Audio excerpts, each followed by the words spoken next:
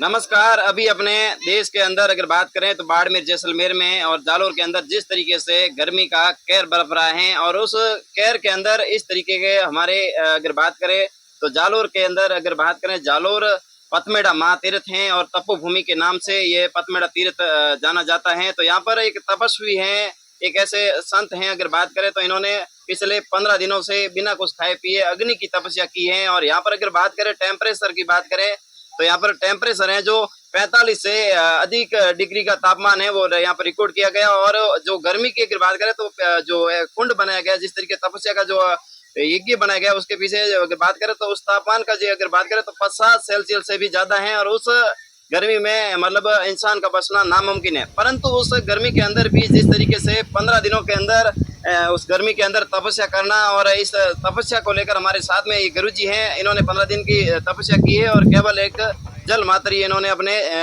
शरीर में अपना ग्रहण किया है। तो आज हमारे साथ में ऐसे पूजनीय संत हैं, तो इनसे बातचीत करते हैं और इनका इस तरीके के भक्ति को लेकर और आज के इस साइंस के युग के अंदर इस तरीके की भक्ति करना इनका क्या मकसद है, इनसे हम सीधा रूबरू होने का प्रयास करेंगे। सबसे पहले गुरुजी हमारे चैनल पर आपका बहुत बहुत स्वागत है।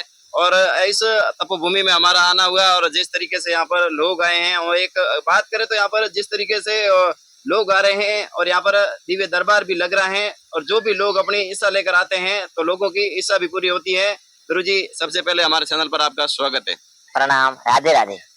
गुरुजी आप इतनी बड़ी भक्ति कर रहे हो, आपका क्या उद्देश्य है? आपने मतलब इस तरीके की भक्ति करना एक किस देखो तरीके? भैया, हाँ। सर्वप्रथम तो आपने कहा कि इतनी बड़ी भक्ति कर रहे हैं, मेरे लिए बिल्कुल सही नहीं है। इतनी बड़ी का अर्थ होता है अहंकार की एक भाषा। मैं एक सामान्य सा इंसान हूँ और सामान्य भक्ति कर रहा हूँ। भक्ति बड़ी छोटी होती ही नहीं है। मनुष्य का जीवन एक अमूल्य है और भक्ति मनुष्य जीवन के लिए बहुत जरूरी है। बाकी जीवन के अंदर जैसे हर प्राणी खाना पीना, उठना बैठना, संतान उत्पत्ति वगैरह करते हैं, परंतु उनमें भक्ति करना संभव नहीं, क्योंकि प्रत्येक प्राणी एक पास से बंधे हैं। इसलिए तो आप उन्हें पशु कहते हैं। पशु का अर्थ है पास से बंधे हुए। भगवान भोले शंकर का एक धाम है नेपाल में, इसको पशुपति नाथ कहते हैं। उनका अर्थ बनता है कि भगवान शिव समस्त प्राणियों के अधिपति है। पास से बंधे होने के नाते वे पशु हैं और हम मानव हैं। हम भक्ति के माध्यम से मुक्ति की प्राप्ति कर सकते हैं, मोक्ष की ओर, ईश्वर की ओर हम बढ़ सकते हैं। इसलिए मानव का जन्म होता है। हमारे पवित्र भारत देश में न जाने कितने महापुरुष हुए जिन्होंने भक्ति का मार्ग अपना करके ईश्वर की ओर बढ़े, अपना भी आत्म कल्याण किया और जनमानस का भी कल्याण किया। इसी राय पे चलने का मैंने मन में संकल्प वर्षों पूर्व लिया। मन के अंदर एक धारणा की कि क्यों ना भक्ति भावना की ओर बढ़ा जाए। जब दुनिया आज के फैशन के अंदर रहती है, आज का युग, अभी आपने कहा इस तरह से कि दुनिया भक्ति भाव से कोसों दूर है। हम भी एक दिन कोसों दूर ही थे, लेकिन पूज्य सदगुरुदेव की कृपा हुई, हमारे पूर्व जन्म का कुछ पुण्य होंगे, पूज्य गुरु महाराज की ऐसी कृपा मिल गई और भक्ति रस का रसपान हमें मिला। थोड़ी सी भक्ति की तो हमें लगा कि ये दुनिया तो कंकर है और हीरे की खदान मेरे हृदय के अंतर गहराई में। तो जब किसी आदमी को आप हर दिन पानी पिलाओ, पानी पिएगा प्रेम से, और किस दिन उसको अमृत सकने को मिल गया तो फिर वो पानी की ओर आकर्षित नहीं होगा। तो भक्ति रूपी जो अमृत है मेरे को ये सदगुरु कृपा से मिला और वही भक्ति के मार्ग पे चलते चलते मैंने अपने घर को ईश्वर का मंदिर बनाया, प्रतिमा बनाई हृदय में। और अभी जो ये तपोवन नाम का धाम है, इनका नामकरण हमने नहीं किया, हमारे पूज्य सदगुरुदेव ने किया है। वो भी शरीर है नहीं।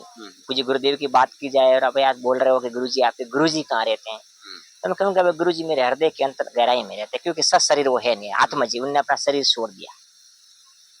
उस गुरुजी की असीम कृपा से इस धाम का नाम तपोवन हुआ। तपोवन का अर्थ है तपस्वियों का वन। और यहाँ पे भगवान की भक्ति करने के लिए जो सज्जन बंधु आते हैं, इनको धर्म की राह पे ले जाना, समाज को एक नई दिशा देना। नशा से युक्त इंसान धीरे धीरे अपना भविष्य बिगड़ा जा रहा है, खोखला हो रहा है अंदर से, उनको नशा मुक्त करना। दुखी इंसान, दुख का कारण वो खुद ही होते हैं, वैसे मूल वो तो खुद ही है, अपने कर्मों का फल भुगत रहे, लेकिन फिर भी भगवान से अंतर्मन से प्रार्थना करके उनके दुखों को दूर करना, सत्य की राय बताना, ये हमारा उद्देश्य है। अनाथ लोगों की सेवा करना। अभी आपने देखा एक कन्या आई थी, 1 लाख रुपए की घोषणा की विवाह के समय। ऐसे कई अनाथ बालिकाएं, अनाथ माता पिता, अनाथ लोग इस दुनिया में भटक रहे हैं।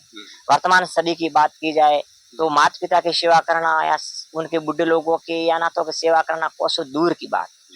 अभी आज वर्तमान का जो समय है 2023 में हम बोल रहे हैं, 10-15 वर्ष बाद में एक ऐसा समय आने वाला है, भविष्यवाणी तो नहीं कर रहे हैं तपस्वी होने के नाते, लेकिन आपको यूं अनुमान दे रहे हैं कि कई बूढ़े लोग सड़कों पे अपना आशियाना बनाएंगे, घूमते नजर आएंगे। तो उस समय तपोवन धाम आज तैयारी इन बात की है कि ऐसे लोगों की में हम लोग सेवा कर सकें। मैं का तो अर्थ मेरे दुनिया में नहीं है, हम लोग, आप और हम सभी मिल करके लोगों की सेवा करें और उनकी सेवा करके अपने हृदय में ईश्वर का प्रकाश करे। भगवान राधे कृष्ण का मैं नहीं भगत हूँ। मेरे पूज्य गुरुदेव भी कृष्णा भगवान के परम भगत हुआ करते थे। गुरु की असीम कृपा से हम भी भगवान कृष्ण अवतार का जप करते रहते हैं। और हमारे भगवती मैया अखंड ज्योति में विराजमान है, जो आदि शक्ति है। उनकी यहाँ ज्योति है, आप उनके दर्शन करोगे भी, उनका तस्वीर भी लोगे, जनमानस में देखा होगे। जितने भी अपन ज्योत जगाएंगे कोई भी दीपक, तो विज्ञान तो ये कहता है कि उस पर काजल आता है। स्वाभाविक है, जब आग जलेगी तो धुआं ही टूटेगा। लेकिन आप देखोगे नजदीक जाकर के तो उसके अंदर केसर है, जो पूर्णतः पीला जो केसर होता है तिलक करने का, वो मैया की ज्योति है। और इस ज्योति की स्थापना स्वयं मैया ने सपना आदेश में हमसे करवाई। एक बार हम सोए थे, मैया का स्वप्न आया और मैया ने कहा कि मैया ज्योति रूप में विराजमान हूँ। और प्रत्यक्ष रूप से ज्योति बिना किसी मानव के शिव से जग रही थी। तो मैया की कृपा हुई, जो अखंड ज्योति है, इनको हिंगला ज्योति के नाम से जाना जाता है। इन्हीं ज्योति को पूज्य बिलाड़े आई माता जी नारायण में सर्वप्रथम स्थापना की थी। ये माता जी की ये महिमा है, भगवान की महिमा है। और बाकी तो देखो हम इतने पढ़े लिखे हैं नहीं। मेरे पूज्य माता पिता गरीब अवस्था के थे, हमारी जिंदगी झोपड़ियों में गुजरी है।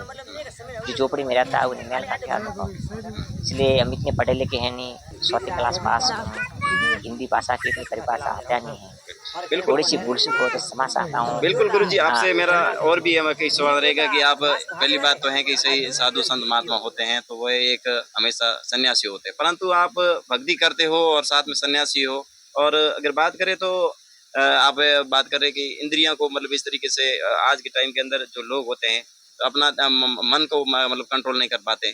इस तरीके की भक्ति करना और आज के समय के अंदर ये चीजें जरूर मतलब इंद्रियों को अगर बात करें तो आज के समाज के अंदर जो दुष्प्रभाव है, क्योंकि मन, हर इंसान अपने मन को कंट्रोल नहीं कर सकता। तो इस तरीके की भक्ति आपने अनुभव कैसे प्राप्त किया?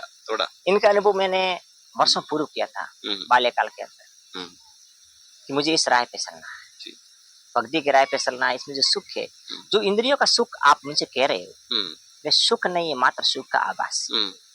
जैसे कोई इंसान हो और उनको खुजली आ रही है, खुजली का रोग हो, खुजली का रोग, और उनको अगर खुजाया जाए तो उसको थोड़ी देर के लिए लगता है कि आत्मा में शांति मिल रही है, लेकिन थोड़ी देर बाद में उनके शरीर में वो दर्द होगा, तब उसको पता चलेगा कि दर्द कब हुआ, उनको पता ही नहीं। इस तरीके का भौतिक सुख है इंद्रियों का सुख। इंद्रियों का सुख हमारी नजरों में एक माया जाल है, जो ईश्वर तत्व की ओर ये बाधा है। ईश्वर ने मानव को 10 इंद्रियां प्राप्त की है। इसमें विशेषकर जो पंच इंद्रियां हैं, जो ज्ञान इंद्रियां, इसके बारे में आप जानोगे तो एक ही इंद्रिय के कारण कई प्राणी अपना प्राण देते हैं। जैसे नाग का नाम सुना होगा आपने, नाग देवता।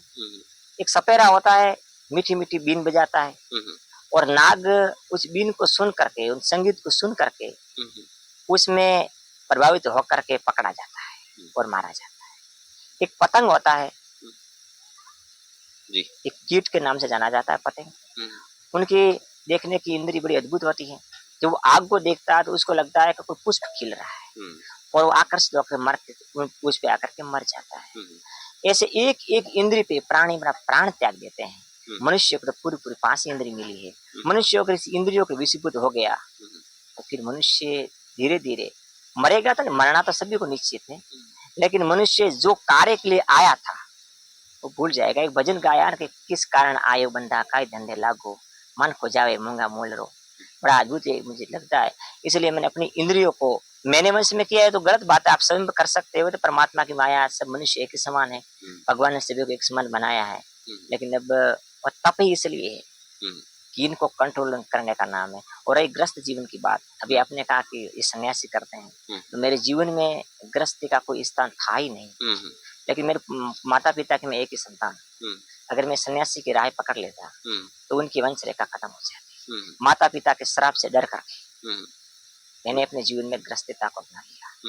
लेकिन अपनाने के बाद में मैंने शरीर से ग्रस्ती हूँ और मन से आज भी ब्रह्मचारी। मेरा मन और मेरा शरीर मुझसे अलग है। ईश्वर की इसी कृपा से पुत्र और पुत्री की प्राप्ति हुई है।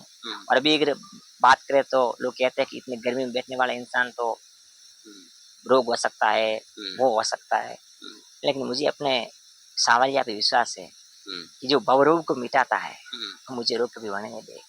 और इन लोगों से जो सामने बैठे हैं सज्जन महापुरुष, इनसे भी विनती है कि आप भी भक्ति के मार्ग पे चलो।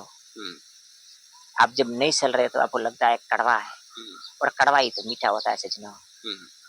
एक मीठी शक्कर होती है, उसको खाने से शुगर नाम की बीमारी पैदा होती है, और कड़वी तो नीम होता है, नीम को खाओगे तो रोग मुक्त हो जाओगे। इस तरह भक्ति भी तो थोड़ी सी कड़वी जरूर है, लेकिन एक बार इसको हृदय में धारण कर लिया तो भव रोग से मिटकर जन्म मरण के शक्कर से दूर होकर आप अजर अमर हो जाओगे। आपकी गिनती देवताओं में होगी, देवताओं से भी आगे अगर कोई मुक्ति की राह है तो वो आपको मिलेगी। ये तो कार्य किया भगवान बुद्ध ने, ये किया महावीर जी ने, ये किया विवेकानंद जी ने किया, कितने संत महापुरुष उन्होंने किया, और हम भी करने का प्रयास कर रहे हैं। बंधु देखो, पत्रकार आपसे विनती कर रहे हैं कि इतने महापुरुष तो है नहीं, लेकिन थोड़ा सा प्रयास कर रहे हैं। बिल्कुल। एक आपसे मेरा अंतिम सवाल रहेगा कि थोड़ा कड़वा भी है, बुरा मत मानना। आप ये भक्ति की बात भी कर रहे हो और यहाँ पे लोगों का आने का सिलसिला भी है। मेरा अंतिम सवाल ये है, और मैं हमेशा कहीं पर भी होता है तो हमारी पत्रकारिता में हम वैध लोग बोलते हैं कि आप साधु सन्यासी हो, आप सब ये क्रियाक्रम मान लो, ये सब लोगों को संदेश दे रहे हो, प्रवचन दे रहे हो, एक मार्गदर्शक कर रहे हो, तो ये आप अपने स्वार्थ के लिए कर रहे हो, घोड़ा गाड़ी बंगला के लिए कर रहे हो, या फिर इसे मतलब आखिर में आपका मतलब मुख्य अगर बात करें लक्ष्य क्या है, उद्देश्य क्या है? मैंने सजन आपसे पहले भी कहा कि मेरा उद्देश्य है जनमानस की सेवा। एक जो ये आश्रम बन रहा है, इस आश्रम को अनाथ गरीब और असहाय लोगों के लिए खोल दिया जाए। माता जी की मंदिर की बात है तो मंदिर बना नहीं रहे, हम थोड़ी सी झोपड़ी बना रहे। और जहाँ आप बैठे हो मेरे भी आश्रम में, देखो मेरी थोड़ी सी कुटिया है।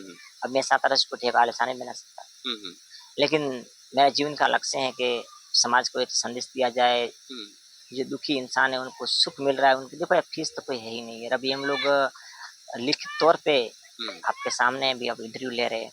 अभी हम कह रहे हैं कि जहाँ तक हम रहेंगे या हमारे शिष्यगण लोग होंगे, कोई भी इंसान से कोई फीस नहीं ली जाएगी।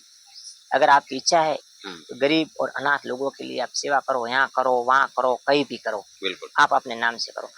इस दुनिया के अंदर जो ऐसा कार्य करते हैं वो संत नहीं होते, संतों के नाम बदनाम होते। देखो भारतवर्ष के अंदर महान संत हुए, महर्षि गौतम हुए, महर्षि गर्ग हुए, भारद्वाज हुए, भृगु हुए, उन्होंने आश्रम किया, लेकिन किन्होंने ज्योतिष की खोज की, किन्होंने खगोल की खोज की, किन्होंने आयुर्वेदिक के जनक बने पतंजलि वगैरह। लेकिन वर्तमान समय में उन्हीं के नाम से लोग ठगी वगैरह करके आगे बढ़ते हैं। और उनके जो खासकर देखा जाए तो अभी आपने कहा बात कड़वी है, मैं भी कहता हूँ कि बात कड़वी है, लेकिन उनमें लगाने में आप लोगों का योगदान होता है। पर ज्यादा लोग उनसे एक दो मिल जाते हैं, 2-7 नेताओं को पकड़ लेते हैं, फिर थोड़ा कुछ बना लेते हैं, आनंद में रहते हैं। सुख की बात की जाए तो आज वर्तमान समय में देखो गर्मियों का मौसम है, ये वैशाख मास है। देखो मुझे अंग्रेजी थोड़ी कम आती है, पता नहीं कौन सा महीना होगा, वैशाख मास आता है। इसमें लोगों को ऐसे की आवश्यकता होती है, गर्मी की कम होती है। लेकिन वैशाख मास के अंदर भी हम तो गर्मियों में भगवान की सतत माला करते, प्रकृति के विरुद्ध में इसलिए हम भजन करते हैं ताकि हमारा मन ईश्वर में बना रहे।